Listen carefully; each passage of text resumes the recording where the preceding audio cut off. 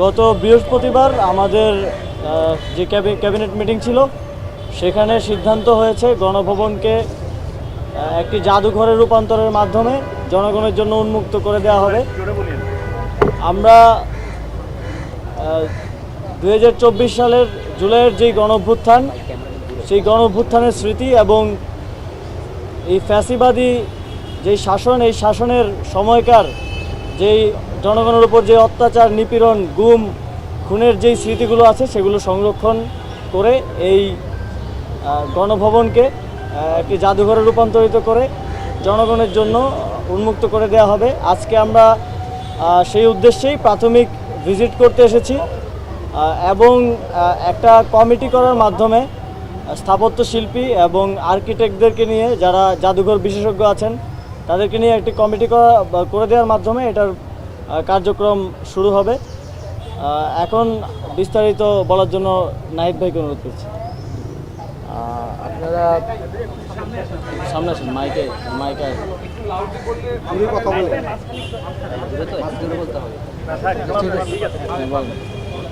আপনারা জানেন যে ইতিমধ্যে আমাদের ক্যাবিনেটে সিদ্ধান্তটি হয়েছে যে এই যে গণভবন নামে এই যে বাসভবনটি, প্রধানমন্ত্রী বাসভবনটি ছিল, সেটিকে জুলাই গণঅভ্যুত্থানের স্মৃতি জাদুঘরে রূপান্তর করা হবে। এবং যেহেতু 36শে জুলাই অথবা 5ই আগস্ট জনগণ এইটি জয় করেছে এবং অনেক রক্তের এবং আত্মত্যাগের ভিতর দিয়ে আমরা কিন্তু এই 5ই আগস্টের মুহূর্তটি পেয়েছি। ফলে সেটি জনগণের জন্য উন্মুক্ত করে দেওয়া এবং জনগণের বিজয়কে ধারণ করে রাখার উদ্দেশ্যেই এই গণভবনকে জাদুঘরে পরিণত করা হবে।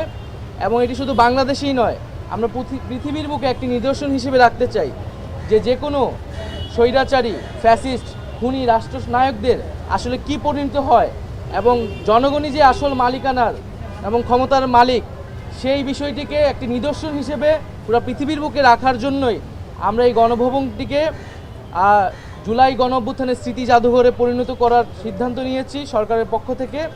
এবং সেই উদ্দেশ্যে আজকে আমাদের প্রাথমিক ভিজিট ছিল, যেখানে আমরা এখানে যারা দায়িত্বরত আছেন গণপূর্ত এবং স্থাপত্য বিভাগের দায়িত্বশীল, তাদের সাথে কথা বলেছি, তাদের থেকে আমরা প্রাথমিক পরামর্শ নিয়েছি এবং আমাদের আকাঙ্ক্ষাগুলো বলেছি যে আমরা কিভাবে দেখতে চাই এবং একটি ফর্মাল কমিটি করার জন্য নির্দেশ দেওয়া হয়েছে।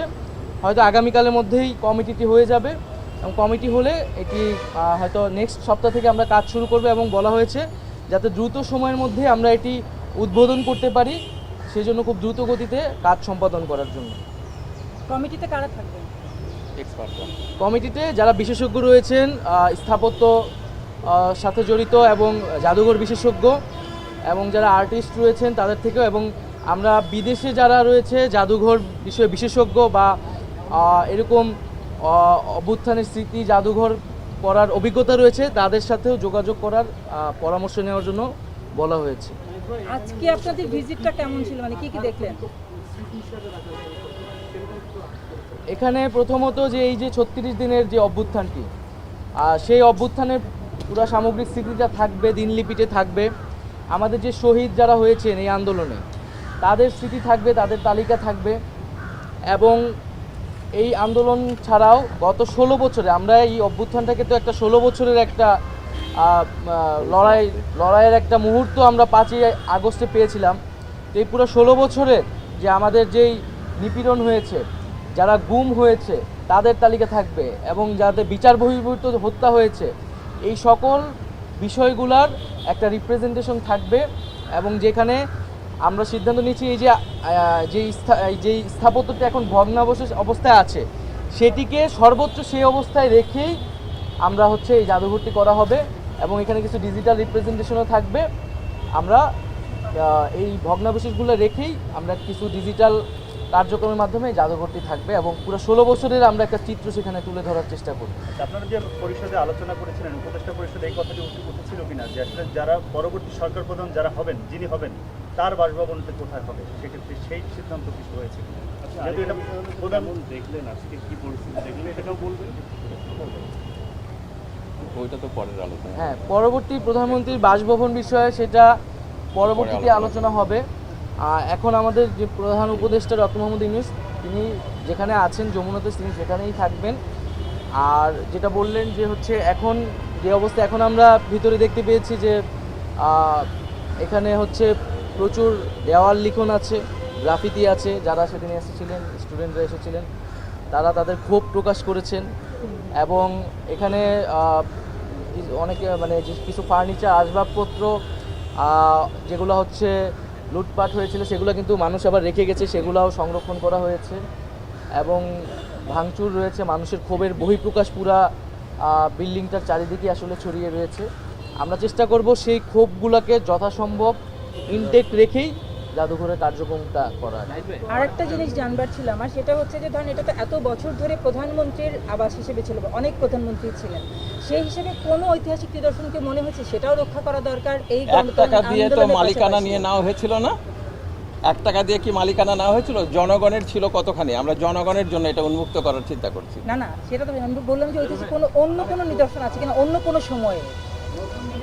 আমার একটু বিষয় ছিল যে আসলে আমাদের আপনারা যেটা বললেন যে দীর্ঘ 16 বছরের পুঞ্জীভূত ক্ষোভ থেকে কিন্তু এই বাংলাদেশে এবং জনগণের মালিকানা কিন্তু কেড়ে নেওয়া হয়েছিল, যেটা বাস্তবতা।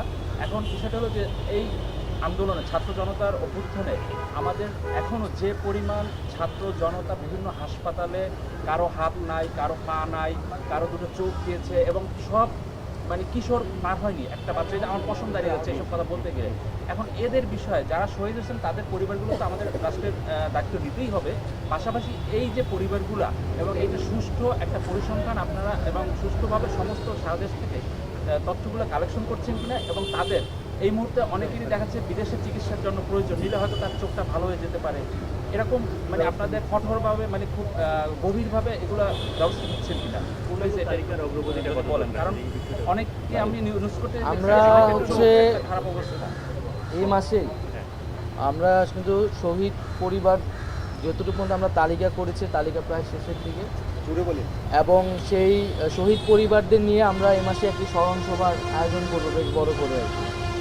এবং সেখানে মূলত ফাউন্ডেশনের দিক আমরা কার্যক্রমটা চলছে সেটির ঘোষণা হবে এবং আমাদের যেই আহতদের ব্যাপারে এবং শহীদ পরিবারদের ব্যাপারে যে কমিটমেন্টগুলো আর্থিক এবং অন্যান্য প্রতিশ্রুতিগুলো সেখান থেকে দেওয়া হবে এবং যে তালিকাটিও সেখান থেকে আমরা ঘোষণা করব। এটা এই মাসের মধ্যেই হবে। মাননীয় উপদেষ্টা আজিজুর রহমান স্যারের কাছে কিন্তু জানতে চাই, আপনি একেবারে মানবাধিকার নিয়ে নানা ধরনের কাজ করেছেন। আমরা সাম্প্রতিক সময়ে যেগুলো দেখছি আসলে বিভিন্ন জায়গায় আমরা গতকালকে দেখলাম যে কিছু মাজারে হামলা হয়েছে, ভাঙা হচ্ছে, হ্যাঁ, তারপরে কিছু শিক্ষকদেরকে যেভাবে নিপীড়ন করা হচ্ছে। তো আপনি একজন মানবাধিকার কর্মী ছিলেন, এখন একটা গুরুত্বপূর্ণ দায়িত্ব রয়েছেন, পাশাপাশি এই উপদেষ্টা মণ্ডলীর মধ্যে অনেকেই মানবাধিকার কর্মী।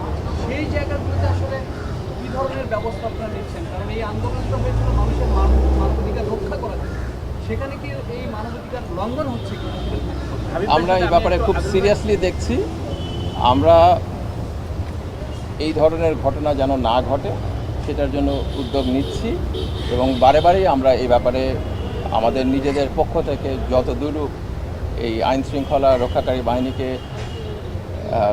ডিপ্লয় করে কাজ করা যায় সেটা চেষ্টা করছি। আমরা এটা একেবারেই গ্রহণযোগ্য না, এটা বারে বারে বলেছি।